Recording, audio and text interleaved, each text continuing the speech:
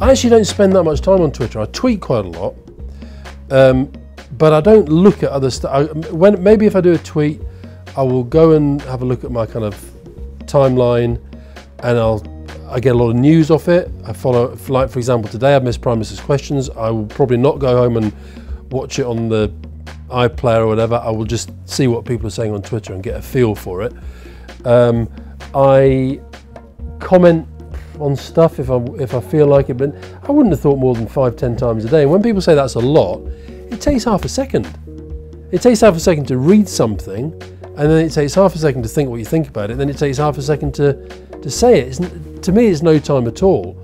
And I love the randomness of Twitter. I love the fact that sometimes you can be talking about climate change or what's happening in the Middle East, and then the next time you can be talking about, I'll tell you, one of my most retweeted tweets recently was I just watched a TV documentary with Trevor McDonald. I just did a tweet saying, you've got to hand it to Trevor McDonald, he's a proper serious journalist, he's a proper serious piece of television, and hundreds of people retweeted it. Now it's sort of just random. One of my favourites was when I was watching Chelsea on telly, and Frank Lampard missed a penalty, and the commentator said that's the first time in his career that Frank Lampard has missed 2 penalties in a row. And I did a tweet, Frank Lampard's just missed 2 penalties in a row, hashtag never happened under Labour. And it was just like a random kind of, joke. It went mad, and it went on for days with people doing stuff. It became very political, never happened under Labour. And then the Tories got involved and started doing, no more boom and bust, never happened under Labour, ha ha ha. And then it just became a very political thing. It went on for days. And it's, so that was not planned, it was random.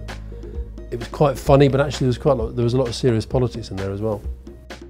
Given that you tweet around 5 to 10 times a day, do you think that if David Cameron tweeted more often, it would improve both his popularity and the popularity of the government? This is where you've got to be careful about not understanding why I think Twitter is effective as a communications vehicle, if you like. The reason I think David Cameron's big communications weakness, I think he's technically a very good communicator, I think his big communications weakness is he is not clear about his own strategy. So actually for him, if he just started tweeting randomly about this and that and the weather and what he watches on telly and what he had for breakfast, I think that would be very, very damaging to him.